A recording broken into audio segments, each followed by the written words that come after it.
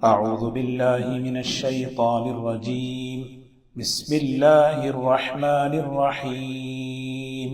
ولو يعجل الله للناس الشر استعجالهم بالخير لقضي إليهم أجلهم فنذر الذين لا يرجون لقاءنا في طغيانهم يعمهون.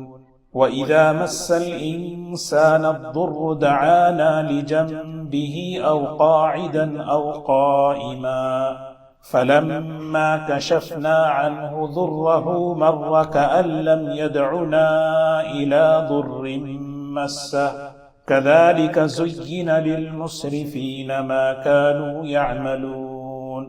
وَلَقَدْ أَهْلَكْنَا الْقُرُونَ مِنْ قَبْلِكُمْ لَمَّا ظَلَمُوا وَجَاءَتْهُمْ رُسُلُهُم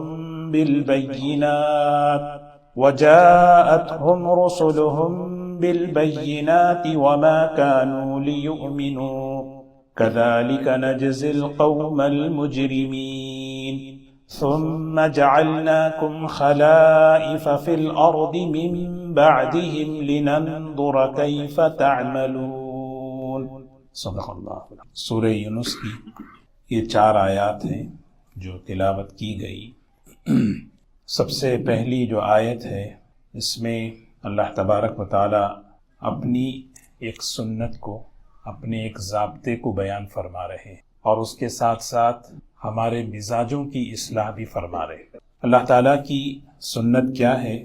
اس کائنات کے اندر اللہ تعالیٰ نے اپنے بندوں کے ساتھ جو سلسلہ چلایا ہے کہ بندہ اللہ تعالیٰ سے جب بھی کوئی خیر کی دعا کرے، اللہ تعالیٰ سے خیر کی دعا کرے، فوراً اللہ قبول فرمائے. یہ اللہ تعالیٰ نے اپنے بندوں کے ساتھ یہ معاملہ رکھا ہے. اگر ایک بندہ کہے یا اللہ مجھے معاف کر دے، فوراً اللہ اس کی توبہ قبول کر دے. ایک بندہ اللہ تعالیٰ سے کہے اے اللہ مجھ پر رحم فرما، فوراً اللہ کی رحمت متوجہ ہوتی. ایک بندہ اللہ سے کہے اللہ مجھے ہدایت دے.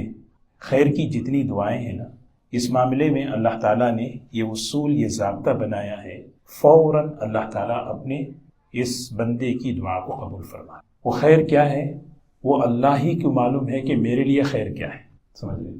اور دوسرا جو ضابطہ ہے، بندہ کسی بھی نقصان کے معاملے میں، شر کے معاملے میں، برائی کے معاملے میں جب کوئی دعا کرتا ہے، یوں سمجھو اس کو بد دعا کرتا ہے، اللہ تبارک و تعالیٰ اس کو قبول نہیں کرتے، تاخیر کرتے ہیں. وجہ اس کی یہ ہے کہ اللہ تعالیٰ قرآن میں فرماتے ہیں جیسے تم خیر کی دعائیں کرتے ہو اور میں قبول کرتا ہوں، ایسی ہی اگر میں تمہارے شر کی دعائیں قبول کرنے لگوں، شر کا معاملہ تمہارے ساتھ کروں، تو ایک بھی دنیا میں نہ رہے. یہ اللہ تعالیٰ نے اپنی سنت بتائی ہے. وَلَوْ يُؤَاخِذُ اللَّهُ النَّاسَ، یہاں پہ فرمایا وَلَوْ يُعَجِّلُ اللَّهُ لِلنَّاسِ الشَّرَّ اسْتِعْجَالَهُمْ بِالْخَيْرِ لَقُضِيَ إِلَيْهِمْ أَجَلُهُمْ. حضور اکرم صلی اللہ علیہ وسلم، آپ دیکھیں اللہ تبارک و تعالیٰ جو ہے اپنے بندوں کے ساتھ کتنے مہربان ہیں، کتنے مہربان ہیں، کتنی مہلت دے رہے ہیں. قانون امہال کہتے ہیں مہلت دینا. یہ اللہ تعالیٰ کا ایک قانون ہے. گناہ پکڑ، گناہ پکڑ، گناہ پکڑ، اگر یہ سلسلہ چلے کوئی ہم میں سے باقی نہ رہے. نیکی بدلہ، نیکی بدلہ چل رہا ہے نظام. یہ اللہ تعالیٰ یہی چلا رہے ہیں، بلکہ اللہ تعالیٰ جو ہے بغیر نیکی کے بھی ہم پر رحمت فرما رہے ہیں. تو اللہ تعالیٰ یہ ہمیں سمجھا رہے ہیں. فرعون نے سب سے پہلے دعویٰ کیا میں خدا ہوں، اللہ نے پکڑا نہیں. وَأُمْلِي لَهُمْ، ہم انہیں مہلت دیتے ہیں، ڈھیل دیتے ہیں. جب اللہ تعالیٰ کسی بندے کو ڈھیل دیتے ہیں وہاں بندہ دھوکے میں آتا ہے، یہ سب چیزیں ایسے ہی ہوں گی، یہ ایسا نہیں ہوگا. تو اللہ تعالیٰ قرآن پاک میں اپنا ضابطہ بیان کر رہے ہیں. میں جب کسی کو ڈھیل دیتا ہوں 2 وجہ سے دیتا ہوں. ایک وجہ یہ ہے کہ دنیا پکڑ کی جگہ نہیں ہے، فیصلے کی جگہ آخرت ہے، اس لیے میں بندوں کو مہلت دے رہا ہوں. اور دوسری وجہ یہ ہے کہ میں بہت مہربان ہوں، رحیم ہوں، پکڑ سکتا ہوں. أَفَأَمِنَ الَّذِينَ مَكَرُوا السَّيِّئَاتِ أَن يَخْسِفَ اللَّهُ بِهِمُ الْأَرْضَ، کیا بندے میرے بے خوف ہو گئے، میں دھسا نہیں سکتا انہیں. أَن يَأْتِيَهُمُ الْعَذَابُ مِنْ حَيْثُ لَا يَشْعُرُونَ، ایسی جگہ سے پکڑ سکتا ہوں جہاں ان کو گمان بھی نہیں ہے. أَوْ يَأْخُذَهُمْ عَلَى تَخَوُّفٍ، ڈرا ڈرا کے پکڑاتا ہوں، ڈرا ڈرا کے. لیکن یہ سب کیوں نہیں کرتا؟ اس آیت کو اللہ مکمل فرما رہے ہیں اِنَّ رَبَّكُمْ لَرَؤُوفٌ رَحِيمٌ. یہ آیت بتانے کے بعد اس آیت کے آخر کا یہ سینٹنس ہے ان ربکم لرؤوف الرحیم، کیونکہ میرا تمہارے ساتھ رحمت کا اور شفقت کا معاملہ ہے۔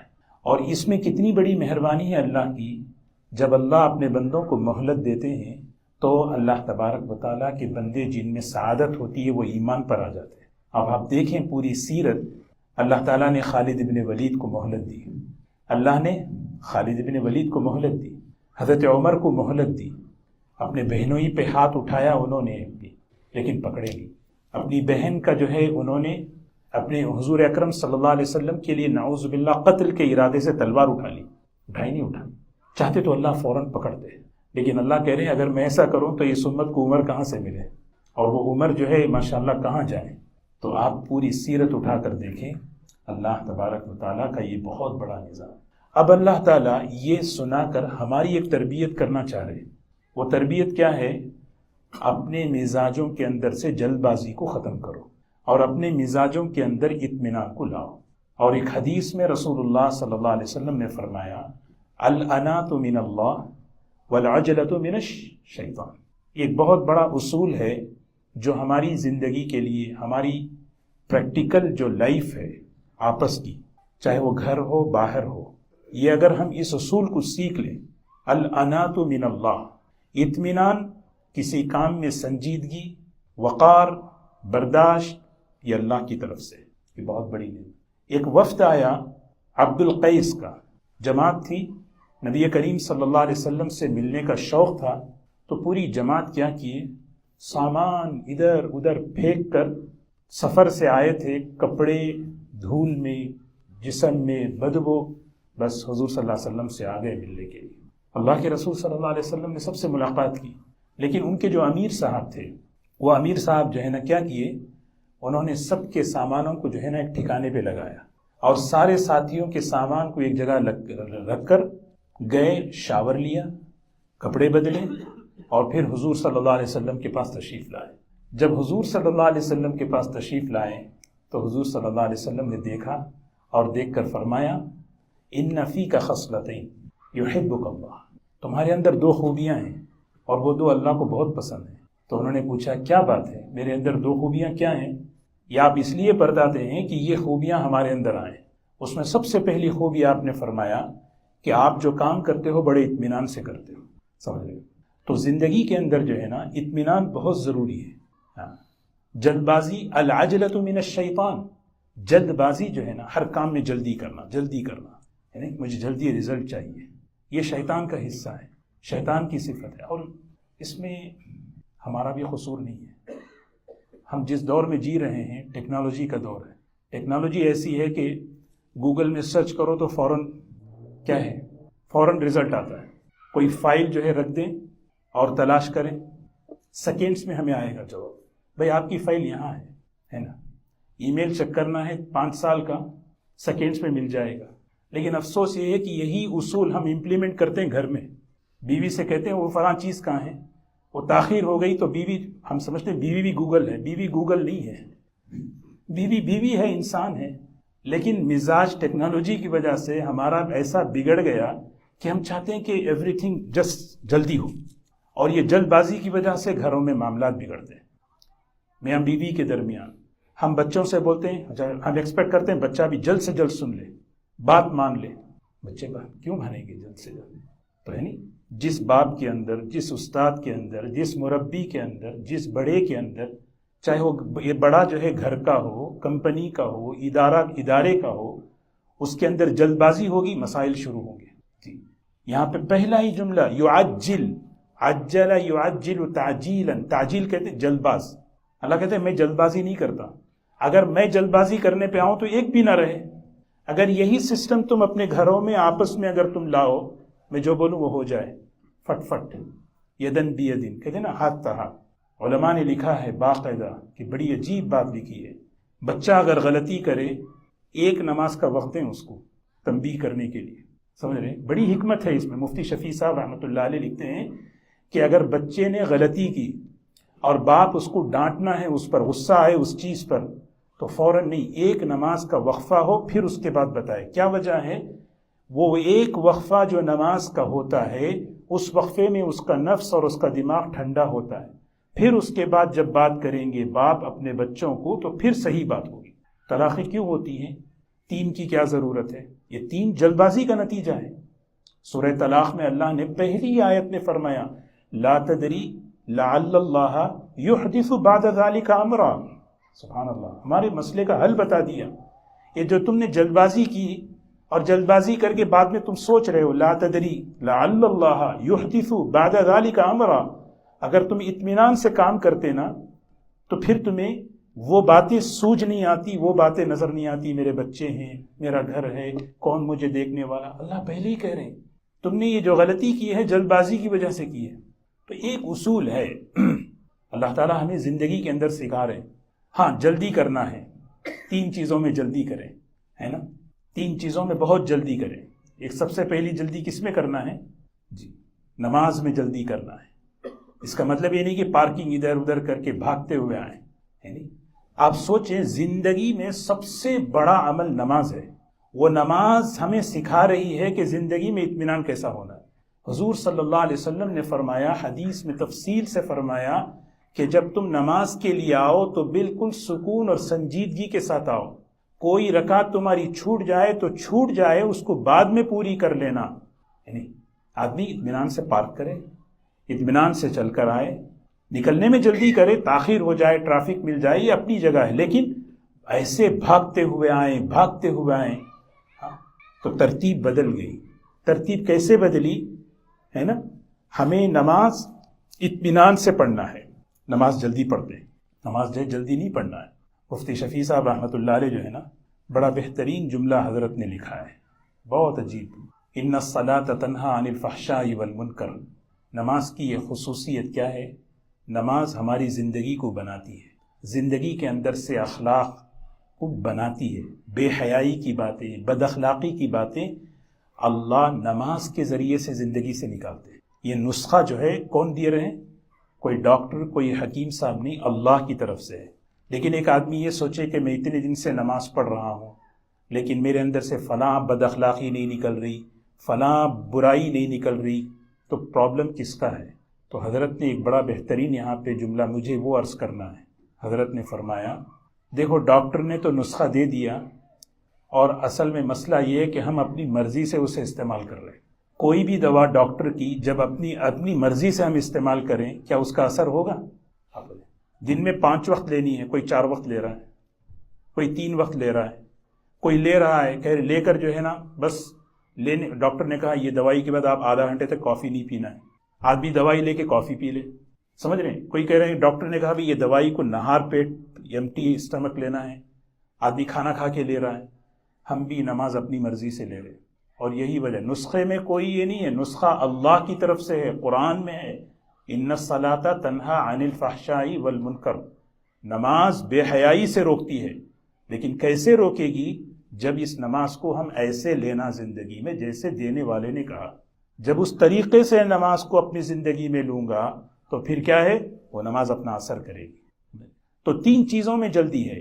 نماز میں جلدی کا مطلب فرض نماز کا وقت آ جائے، نماز میں بھاگنے میں آنے میں نہیں، فوراً تیاری، فوراً کھڑے ہو کر۔ دوسری چیز فرمایا جنازہ تیار ہو جائے، بس آدمی کا انتقال ہو جائے، اب بس، کیونکہ وہ 2 ہی قسم ہیں، مستریح مستراح۔ اب اس کو جو ہے جنت میں جانا ہے تو کیوں یہاں پہ رکھ رہے ہیں آپ؟ جلدی بھیجیے نا آپ، اور اگر جو ہے اس کا وہاں ٹھکانہ کوئی اور جگہ ہے تو یہاں پہ کیوں مصیبت اس کی پال رہے ہیں؟ جلدی بھیجیے۔ حضور صلی اللہ علیہ وسلم یہی فرما رہے ہیں۔ تو جنازہ تیار۔ اور تیسری چیز کیا ہے؟ جب کوئی لڑکی، جب کوئی لڑکا نکاح کے قابل ہو، رشتہ، مناسب رشتہ، دین اور اخلاق، 2 حدیثوں میں شرط ہیں، یہ آ جائے تو فوراً نکاح میں تاخیر نہ کرو، جلدی کرو۔ میں پہلے بھی عرض کیا ہوں، نکاح میں جلدی کرنے کا مطلب یہ نہیں ہے، تحقیق اطمینان سے ہو، تحقیق ہو جائے پھر اس کے بعد جلدی کرنا ہے۔ ہم جو ہے تحقیق میں جلدی کرتے ہیں، نکاح میں تاخیر کرتے ہیں، جس کی وجہ سے مسائل ہوتے ہیں۔ تحقیق اطمینان سے مشورہ کریں، استخارہ کریں، تحقیق کریں، بھئی یہ رشتہ صحیح ہے یا نہیں، اطمینان سے پکا ہو جائے، نہیں اب 2 سال بعد نکاح ہوگا۔ اب اس کے جو ہے مسائل دیکھ رہے ہیں کمیونٹی کے اندر، 2 سال بعد نکاح، پوری تحقیق ہو گئی، سے اطمینان ہو گیا، اب جلدی کرو. تو بہرکیف یہ ایک مزاج ہے. الانات من اللہ، حدیث میں فرمایا اطمینان اللہ کی طرف سے ہے. کسی کام کو اطمینان، بچوں کو بات کرنا اطمینان سے، کسی کو بولنا اطمینان سے. آج دیکھیں ایک باپ اپنے بچے کو اگر بولنا چاہے، اگر فوراً اگر اطمینان نہ ہو اور سنجیدگی نہ ہو تأدیب میں، تربیت میں، پھر کیا ہوگا؟ الٹے اثرات ہوں گے. گھر کے اندر معاملات میں میاں بیوی کے درمیان اگر وہاں پر جلد بازی ہو، اطمینان نہ ہو، اطمینان کا مطلب سنجیدگی نہ ہو، معاملات ہوں گے. اور وجہ یہ ہے کہ ہم جس ماحول میں جی رہے ہیں یہ ماحول تو اور آگے اے آئی اور چیٹ جی بی ٹی کا ہے، تو اور آگے بڑھیں گے، دیکھیں گے اور کتنی جلد بازی ہوگی. تو اللہ تعالیٰ یہی فرما رہے ہیں وَلَوْ يَعَجِّلُ اللَّهُ، میری یہ سنت نہیں، میرا یہ ضابطہ نہیں ہے. اگر اس ضابطے پر میں اگر آ جاؤں ایک آدمی بھی دنیا پہ نہ رہے. اسی لیے حدیث میں آتا ہے رسول اللہ صلی اللہ علیہ وسلم فرماتے ہیں جلد بازی کی مثالیں دی آپ نے. اللہ تعالیٰ دعائیں قبول کرتے ہیں، مگر کچھ لوگوں کی دعائیں قبول نہیں کرتے. اس میں سے ایک کون ہے؟ جلد بازی کرنے والا. صحابہ نے پوچھا دعا میں جلد بازی کا کیا مطلب ہے؟ فرمایا ایک آدمی دعا کرتا ہے، کہتا ہے اللہ نے میری دعا قبول نہیں کی، اللہ نے میری دعا قبول نہیں کی. یہ جلد بازی ہے. تو اسی لیے دوستو بہت خطرناک چیز ہے. کبھی بھی آدمی جلد بازی کرنا ہے نماز کے معاملے میں، دین کے اخلاق کے، یعنی مطلب رشتوں کے معاملے، نکاح کے معاملے میں اور تدفین کے معاملے میں، یہ چیزیں ہیں. نیکی کے معاملے میں آدمی جو ہے نیکی کے معاملے میں آگے بڑھ جائے کیونکہ زندگی کا بھروسہ نہیں. لیکن رہی بات جلد بازی دنیا کے معاملے میں، آدمی اللہ کے رسول صلی اللہ علیہ وسلم آپ کی صفت تھی الحلم، الانات. الانات من اللہ، بڑا بہترین جملہ ہے حدیث میں. الانات من اللہ، انات کہتے ہیں کسی کام کو سنجیدگی کے ساتھ، اطمینان کے ساتھ اور پیشن کے ساتھ، سمجھ رہے؟ پیشن کے ساتھ، صبر کے ساتھ. کہ بھئی کہ آئے گا انشاءاللہ، آج نہیں کل. اللہ تعالیٰ ہمارا نظام ہی ایسا بنائے. مرغی کا بچہ انڈے سے نکلتی بھاگتا ہے، انسان کا بچہ پیدا ہوتی بھاگتا نہیں ہے نا. فرق ہے. ہمیں بھاگنے میں کتنے دن لگتے ہیں، ہے نا. درخت جو ہے دیکھیں اللہ بتا رہے ہیں درخت جو ہے بڑھنے میں فٹ نہیں پڑتا، کتنے دن لگتے ہیں. تو تدریج ہو، تدریج. تو سب سے پہلی یہاں پر ایک چیز اللہ نے اپنی سنت بتائی اور اس کے ذریعے سے ہماری جو ہمارے مزاجوں کی اصلاح، یہ بہت ضروری ہے اس زمانے میں، اس وقت میں. خاص طور پر ہم اپنے مزاجوں پر اس کی خاص ہمیں نگرانی کرنی ہے کہ میرے مزاج میں جلد بازی نہیں آنا ہے. کیونکہ جہاں جلد بازی کا معاملہ آیا وہاں معاملہ بگڑا. چاہے معاملہ کہیں پہ آپ دیکھ لیں، کہ اس کی مثالیں ہیں. چاہے وہ حضور صلی اللہ علیہ وسلم نماز کی مثال دی، حضور صلی اللہ علیہ وسلم دعا کی مثال دی، حضور صلی اللہ علیہ وسلم بہت سی مثالیں دے رہے. نہیں، نماز جیسی اہم چیز، اس کو اطمینان سے آنا، اطمینان سے پڑھنا.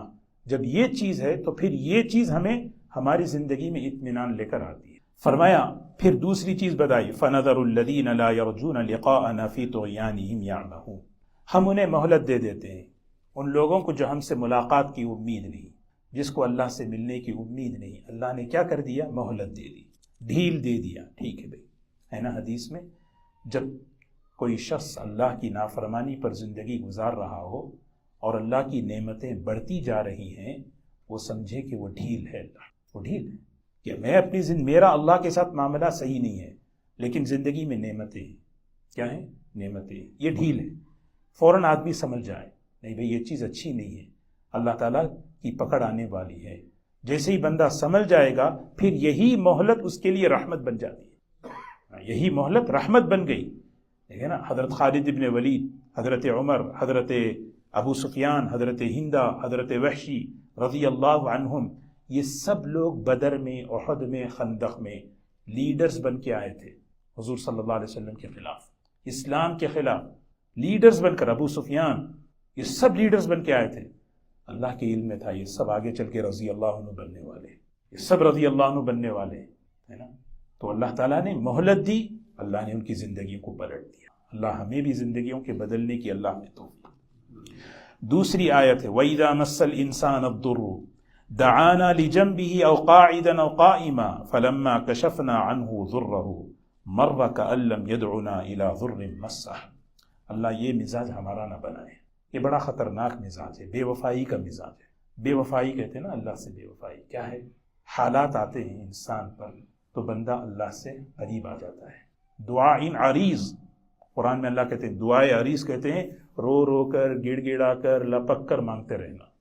حالات آئے ہیں، مالی حالات، گھریلو حالات، صحت کے حالات پر آدمی کیا ہے؟ آدمی آ گیا اللہ کے پاس۔ کیوں آیا وہ؟ اس لیے کہ جب تک اس کے پاس اسباب تھے، وہ اسباب کے ساتھ وہ زندگی جو ہے نشے میں تھا۔ جب ان اسباب سے کوئی اس کا کام نہیں بن سکا تو پھر آخر میں وہ نگاہ اللہ کی طرف اٹھا رہا ہے، یا اللہ۔ لیکن جیسے ہی حالات اچھے ہو گئے، اللہ تعالیٰ کہہ رہے ہیں یہ ایسے پلٹتا ہے گویا ہمیں پہچانتا ہی نہیں، یہ ایسے پلٹتا ہے گویا ہم سے، یہ مزاج ہمارا نہ بنے۔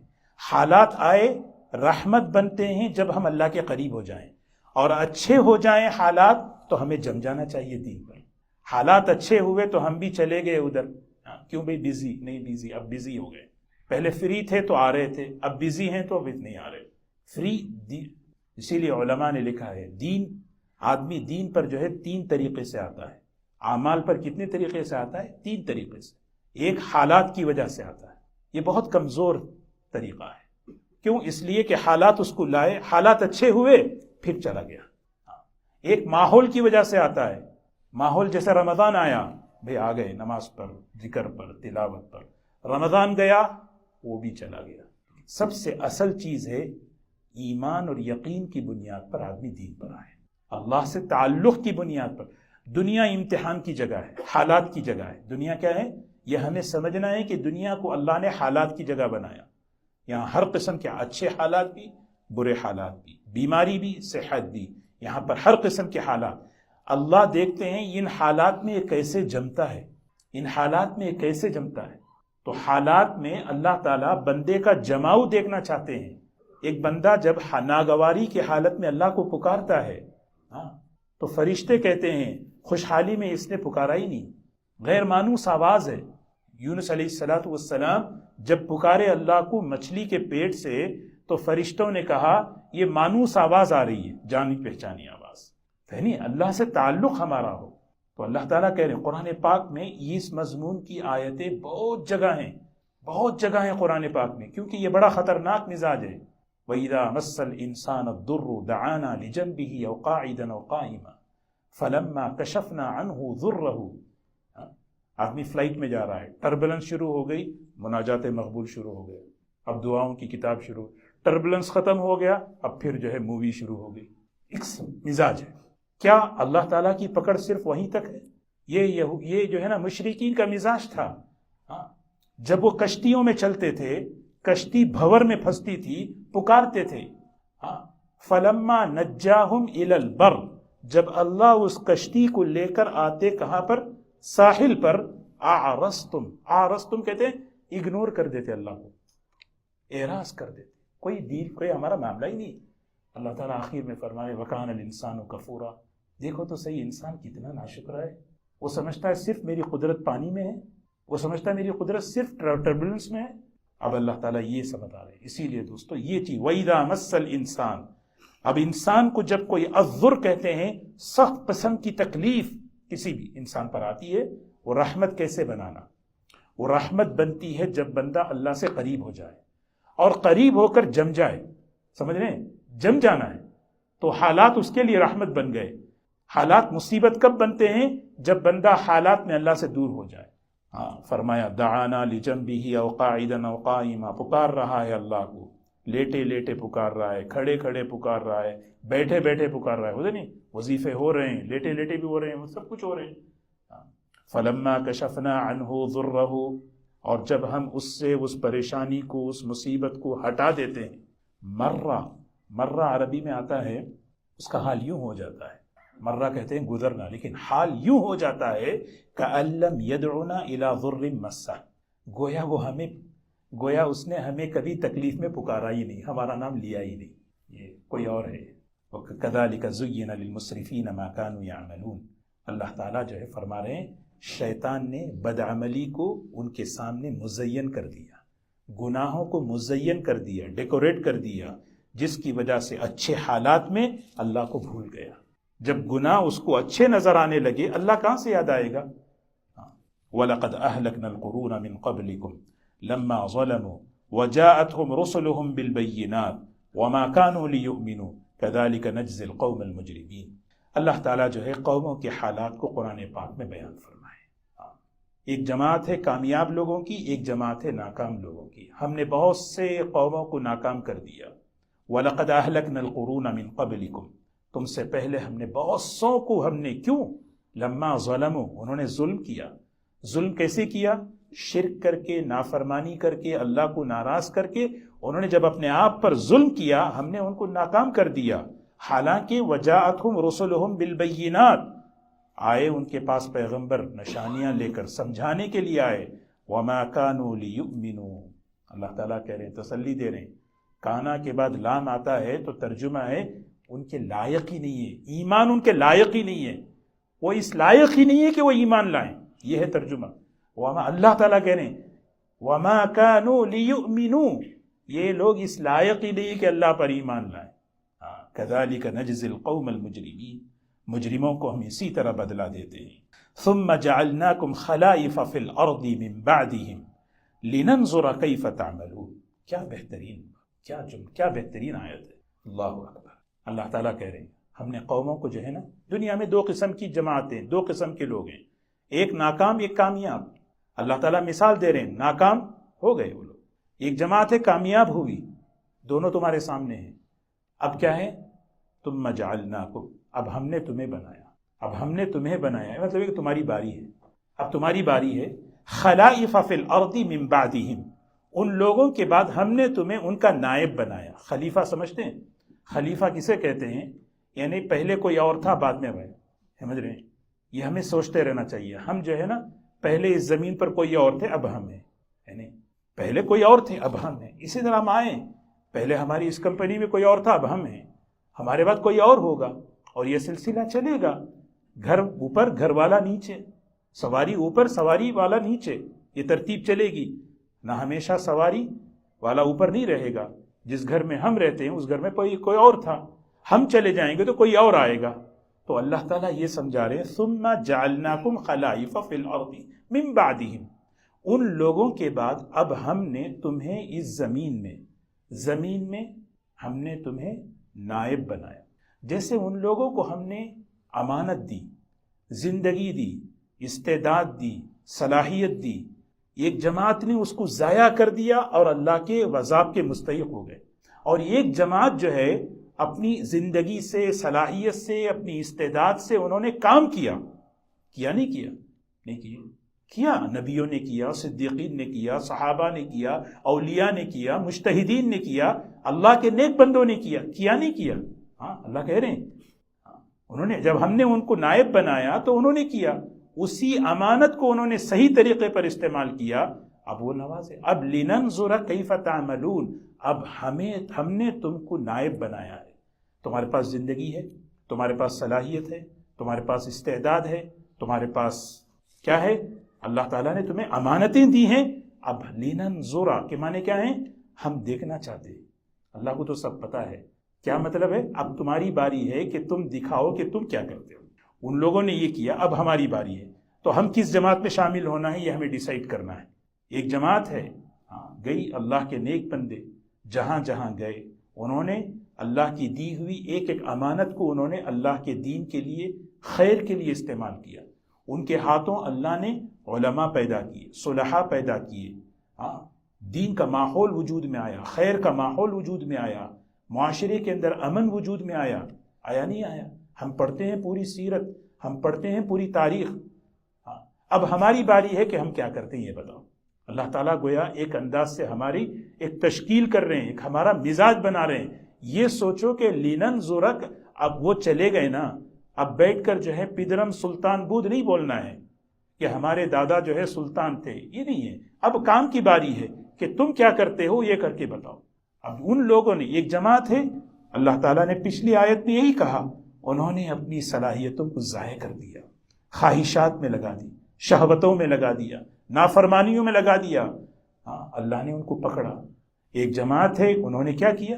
اللہ کے نیک بندوں کی جماعت، انہوں نے اس چیز کو جہاں گئے انہوں نے اللہ کے دین کو، اللہ کے دین کی محنت کو، اور انہوں نے قربانیاں دی، اور ان کے ذریعے سے کیا کیا چیزیں اللہ نے خیر، کیونکہ اللہ نے دنیا کا نظام محنت سے، قربانیوں سے رکھا ہے، تو پھر اللہ تعالیٰ آخر میں اس کو فرما رہے ہیں کہ لِنَنْ خَلَائِفَ فِي الْأَرْضِ مِنْ بَعْدِهِمْ، ہم نے تمہیں نائب بنایا زمین میں ان کے بعد، لِنَنْظُرَ كَيْفَ تَعْمَلُونَ، اللہ تعالیٰ دیکھنا چاہتے ہیں کہ اب تم کیا کر کے بتاؤ گے۔ اللہ تعالیٰ ہمیں کرنے کی توفیق دے، ایسے کرنے کی، اسی لیے صحابہ کی، اولیاء اکرام کی، تابعین کی، جو ہمارے اکابر ہیں جنہوں نے دین کی، امت کی جو خدمتیں کی، جہاں جہاں گئے، اب پوری تاریخ اٹھا کر دیکھیں انہوں نے کیسی خدمت۔